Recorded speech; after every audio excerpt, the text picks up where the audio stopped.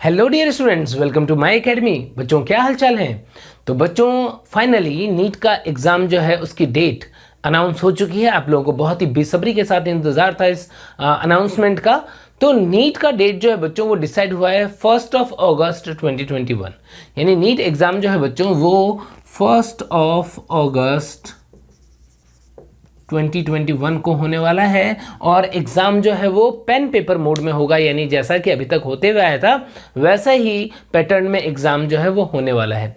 ठीक है बच्चों, तो ये तो रही इंपॉर्टेंट इन्फॉर्मेशन। और दूसरी बात कि बच्चों आपको होगा कि जो नीट के जो फॉर्म है वो कब से, रजिस्ट्रेशन जो है वो कब से स्टार्ट होगा। तो बच्चों उसका डेट जो है बहुत जल्दी ही अनाउंस हो जाएगा और रजिस्ट्रेशन जो है वो काफ़ी जल्दी से स्टार्ट हो जाएंगे। और जैसे ही रजिस्ट्रेशन की अनाउंसमेंट आती है हम लोग आपको यहाँ पर माई एकेडमी के प्लेटफॉर्म के थ्रू जो है वो इन्फॉर्म कर देंगे। ठीक है बच्चों, तो अब एग्ज़ाम की डेट तो आ गई। अब एग्ज़ाम की डेट आने के बाद में स्टूडेंट्स आप लोगों के माइंड में क्या चेंजेस हुए या किस तरीके से अब आपको आगे बढ़ना है उसको लेकर के थोड़ा सा डिस्कस करते हैं इस वीडियो में।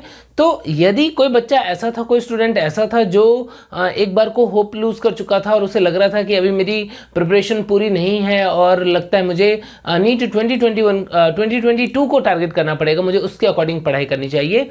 तो उन बच्चों के लिए एक बार फिर से ये डेट जो है वो जीवन दान है। यदि वो बच्चा चाहे तो सफिशिएंट टाइम है, वापस से मेहनत करके रेस में आ सकता है और सेलेक्ट हो सकता है। ठीक है बच्चों, तो यहाँ पर ज़रूर से एक पॉजिटिव स्पिरिट के साथ आपको टाइम मिला है। आप उस टाइम में उस पॉजिटिव स्पिरिट के साथ आगे बढ़ें और अभी भी आप चाहें तो सारे के सारे टॉपिक्स जो हैं उन्हें बहुत अच्छे से क्लियर कर सकते हैं और डेफिनेटली सिलेक्शन जो है वो आपका हो सकता है।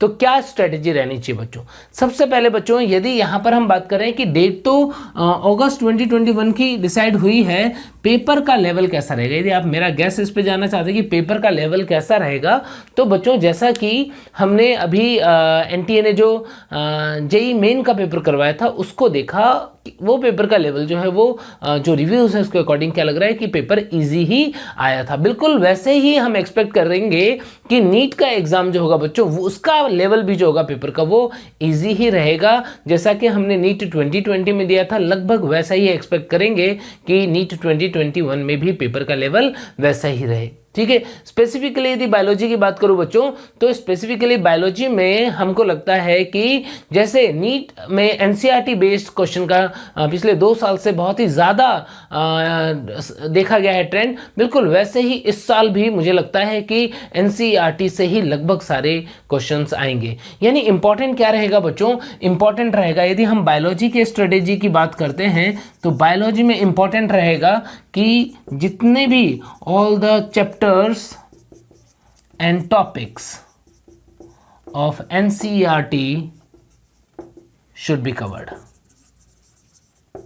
ठीक है बच्चों, तो यहां पर सबसे पहला टारगेट आपका क्या होना चाहिए कि एनसीईआरटी के जितने भी टॉपिक हैं वो सारे के सारे टॉपिक कवर करें।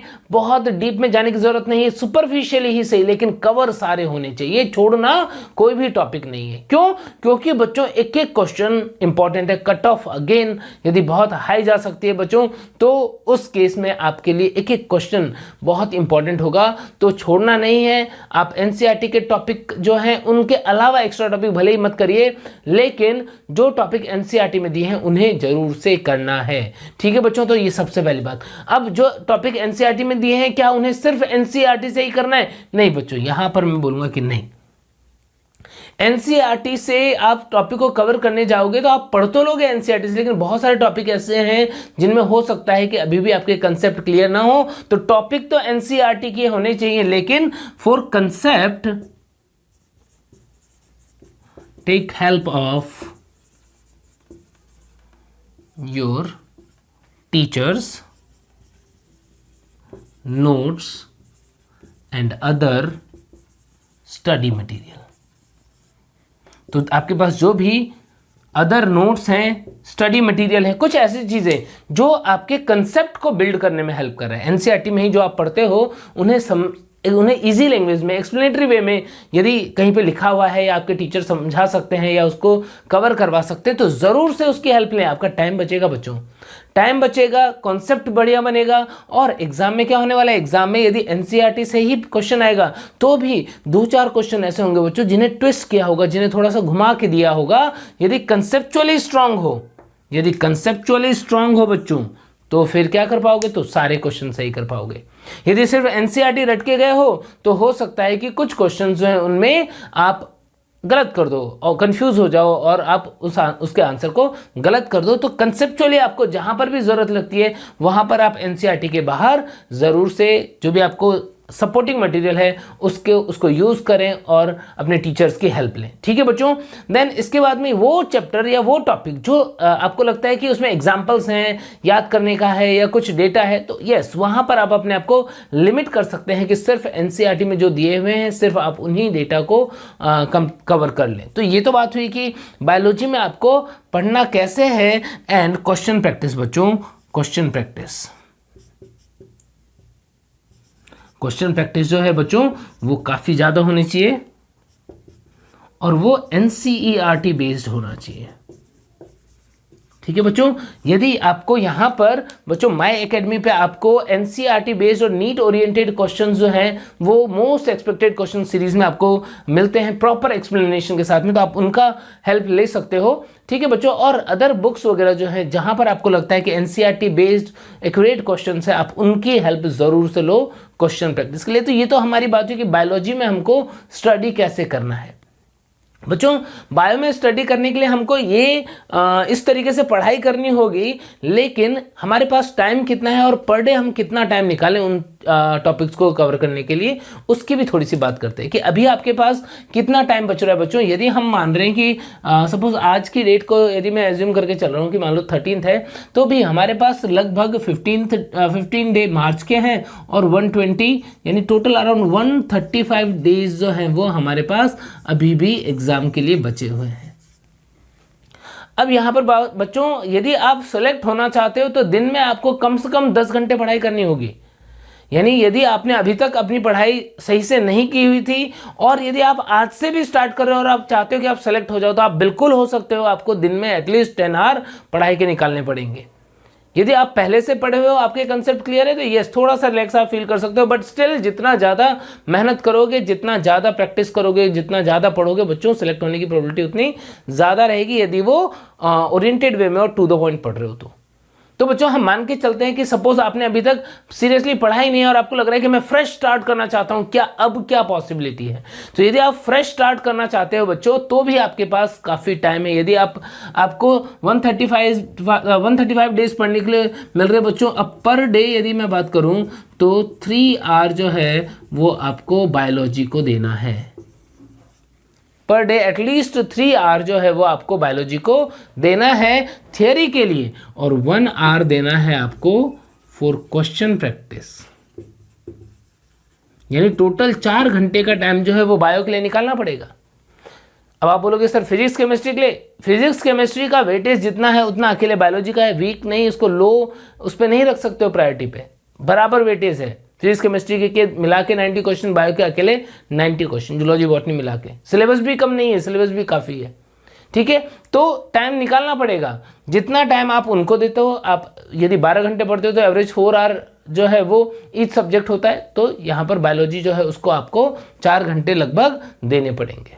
ठीक है, यदि आपको बहुत स्ट्रॉन्ग करना है आज से। तो यदि आपने पहले पढ़ा हुआ है तो यस आपके पास कुछ टाइम बचेगा।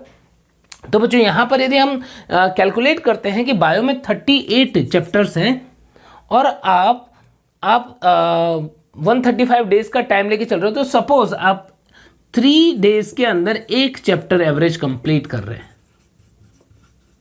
आपने 3 डेज में 1 चैप्टर जो है वो कंप्लीट किया, तो 38 चैप्टर कंप्लीट करने में आपको कितना टाइम लगेगा? 114 डेज। यानी बहुत आसानी से आप 114 डेज के टाइम में अच्छे से, यानी आप सोचो 3 डेज में आप 1 चैप्टर करें, आपने लगभग 10 घंटे का टाइम निकाला है एक चैप्टर के लिए। 10 आवर बहुत टाइम है बच्चों।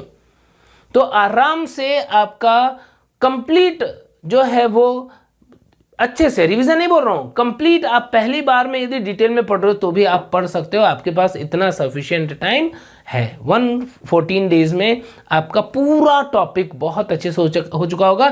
यहाँ पर हो सकता है कि कुछ चैप्टर में आपका टाइम बच भी जाए जो आपको पहले से आते हैं या छोटे चैप्टर हैं, तो वहाँ पर आपका टाइम बच भी जाए।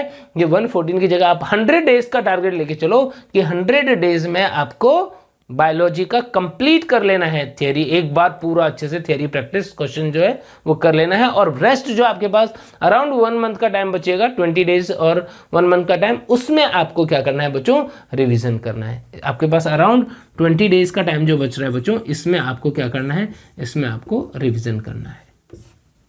तो इस तरीके से आप अपनी प्लानिंग जो है उसको लेकर के आगे बढ़ सकते हो। ठीक है बच्चों।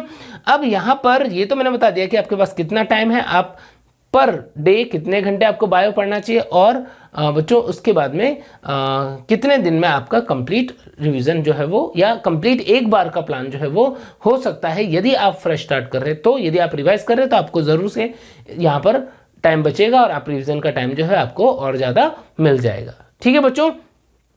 तो ये स्ट्रेटेजी रहेगी आपकी बायो को किस तरीके से कितने दिन में करना है, मटेरियल कहाँ से पढ़ना है वो, और बच्चों और आपको यदि सब्जेक्ट को स्ट्रॉन्ग करना है, आपको कंटेंट मटेरियल और आपको टीचिंग जो है वो प्रॉपर टीचिंग की यदि रिक्वायरमेंट है, तो डेफिनेटली माई एकेडमी लर्निंग प्लेटफॉर्म जो है वो आप लोगों के लिए द बेस्ट प्लेटफॉर्म है, जहां पर आपको हमारे बिल्कुल क्लासरूम की तरह ही रिकॉर्ड किए हुए वीडियो लेक्चर्स जो है वो मिलते हैं, जहां पर आप बहुत इत्मीनान से बहुत अच्छे से सारी चीज़ें जो है वो नीट के लिए प्रिपेयर कर सकते हो बच्चों।